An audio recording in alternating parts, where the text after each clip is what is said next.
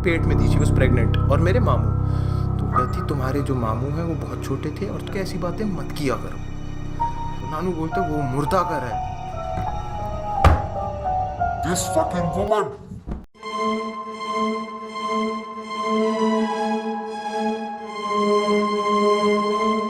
तो आज मैं आपको इंडिया के बड़े यूट्यूबर्स के साथ हुए हॉरर और क्रीपी इंसिडेंट के बारे में बताऊंगा।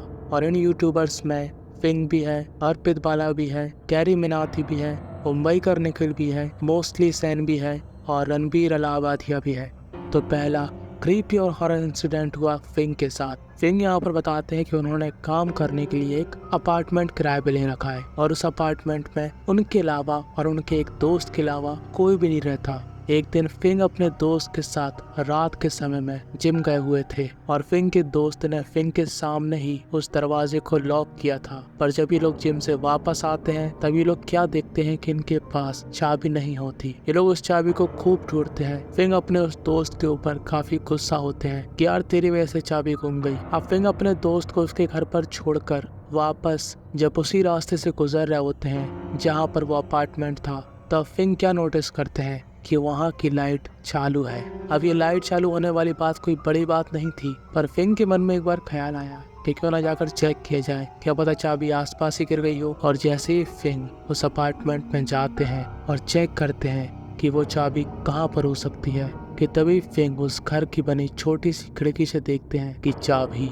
फ्रिज के ही ऊपर है। अब पहले तो फिंग को ऐसा लगा था कि कोई चोर वगैरह होगा, तो फिंग यहाँ पर अपने उसी दोस्त को बुला लेते हैं और ये लोग पूरी तैयारी में थे कि जैसे वो चोर बाहर निकलेगा ये लोग उसको पकड़ लेंगे। पर यहाँ से कोई भी बाहर नहीं निकलता और ये लोग दरवाजा तोड़ देते हैं और अंदर वो लोग क्या देखते हैं कि यहाँ पर कोई भी नहीं होता और जब फिंग ने चाबी देखी थी वो वहीं पर होती है। अब फिंग इस बात को कंफर्म करते हैं अपने मकान मालिक से कि शायद इस घर की 2 चाबियां हों, पर मकान मालिक इस बात से साफ मना कर देता है। और अभी लोग समझ जाते हैं कि इस घर में कोई ना कोई चीज है जो कि बिल्कुल भी नॉर्मल नहीं है। तो अब इसके बाद फिंग और उनके दोस्त बहुत ज्यादा डर जाते हैं और जब इंसान के जीवन में डर काफी बढ़ जाता है तब उसको एक ही भगवान याद आते हैं, हनुमान जी। और फिर उसके बाद फिंग अपने दोस्त के साथ मेहंदीपुर बालाजी जाते हैं और हनुमान जी के दर्शन करते हैं। हमने वो चाबी देखी, अपने लैंडलॉर्ड को फोन करा, मैं सर इस घर की एक ही चाबी थी ना आपने हमें दी थी? बोलता हाँ एक ही थी। तो ऐसा भी नहीं कोई और चाबी हो कुछ हो, भाई हमारा दिमाग घूम गया। अब दूसरी स्टोरी आती है अर्पित बाला की। यहाँ पर अर्पित बाला अपने बचपन की कहानी बता रहे होते हैं। जब वो छोटे थे तब वो अपनी नानी के पास गए थे और उनसे जिद कर रहे थे कि नानी प्लीज मुझको हॉरर स्टोरी सुनाओ। तो अर्पित बाला की नानी ने उनको क्या स्टोरी सुनाई वो आप उनके ही मुंह से सुन लो। अब हम तुम्हारे नाना के साथ गए हैं अस्पताल चेकअप कराने। बोला हाँ। तो वो गए हैं वहाँ पे नर्स से बात करने के लिए कि वहाँ पे क्या सिस्टम है, कहाँ पे जाना है, कौन से डॉक्टर से मिलना है। हम अस्पताल में वेटिंग एरिया में बैठे हैं और तुम्हारे मामा और तुम्हारी मम्मी एक साथ बैठे हैं बात करनी। फिर एकदम से हम देखते हैं एक नर्स आती है। मैं बोला अच्छा। एक नर्स आती है, उसके यहाँ पे लिखा था टीना। टीना हमसे आके कहती है आपको डॉक्टर जी बुला रहे हैं, आप चलिए। तो नानी कहती हाँ चलिए।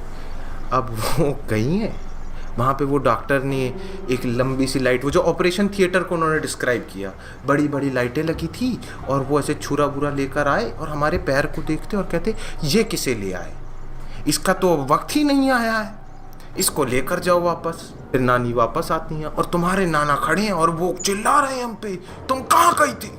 हम बोलते चिल्ला क्यों रहे हो, डॉक्टर ने बुलाया था, नर्स ने बुलाया। कौन सी नर्स? और हम ऐसे करते तो वहाँ कोई नहीं खड़ा। फिर हमने भी नानू से बताया हम डॉक्टर क्या होते थे, कौन सा डॉक्टर, कहाँ बुलाया आपको? वहाँ पे नानू वहाँ पे देखते और वो रह गए दंग।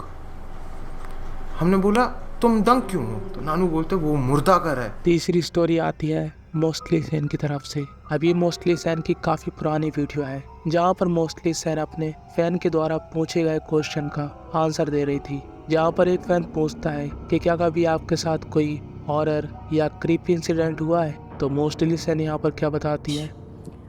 And in that picture, I could very clearly see a shadow float. I'm not making this up, I swear to God. Not a shadow is darker. It was like a white figure. अब लोगों को यकीन हो जाए इसलिए mostly Sen यहाँ पर वो इमेज भी दिखाती है कि ये कोई इंसान की आकृति जैसी चीज है पर उसका फेस नहीं दिख रहा। बस इतना मालूम चल रहा है कि वो हवा में है और वो एक बॉडी है।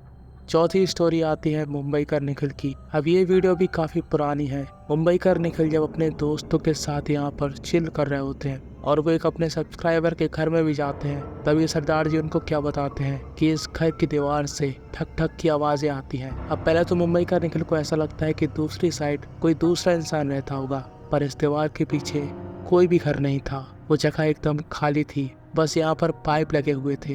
तो यहाँ पर उनको ऐसा लगता है कि शायद वो साउंड पाइप का होगा। जो है फ्लश करके पूरा ट्राई कर रहा है और ये जो पाइप जो है हल्के हल्के हिल रहे हैं। और अब 1-2 घंटे बाद जैसे ही मुंबई का निखिल को इस दीवार के पास से आवाज़ें आती हैं, मुंबई का निखिल भागकर उस दीवार के पीछे देखने जाते हैं जहां पर कोई भी पाइप नहीं हिल रहा था, पर वो आवाज़ें आ रही थी। अब ये सीन काफ़ी डरावना था और कहीं से भी ये फेक नहीं था।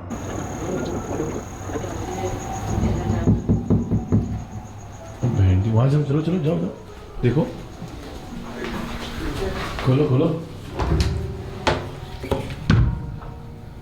There's nothing. 5वीं स्टोरी आती है रणबीर इलाहाबादिया की। तो रणबीर इलाहाबादी यहाँ पर अपने स्लीप पैरालिसिस के बारे में बताते हैं। ये एक ऐसी बीमारी होती है जहाँ पर आप आधे जागे होके और आधे सोए हुए होगे। आपकी बॉडी पर बिल्कुल भी कंट्रोल नहीं होगा और आपको अजीब अजीब सी चीजें दिखेंगी। ठगेश ने भी एक बार इस बारे में बताया था। रणबीर यहाँ पर ये शेयर करते हैं कि एक दिन जब वो सो रहे थे तब उनको ऐसा महसूस हुआ कि कोई काला सा साया उनके ऊपर बैठा है और वो समझ नहीं पा रहे थे कि वो इस समय क्या करें, क्योंकि उनका कंट्रोल उनकी बॉडी पर नहीं था। ऐसे वक्त में उन्होंने अपने आप को बचाने के लिए अपनी आंखों को बंद कर लिया ताकि वो दोबारा से नींद में चले जाए और वो जो भी देख रहे हैं उसको भूल जाए। For anyone who's had sleep paralysis, they know that this is one of the scariest things that can happen to you. I'd open my eyes and I'd see a shadowy figure in my room. Because I was in that sleep paralysis mode, I wouldn't be able to scream or react. So the best defense mechanism was just closing my eyes and hoping that sleep meets me again.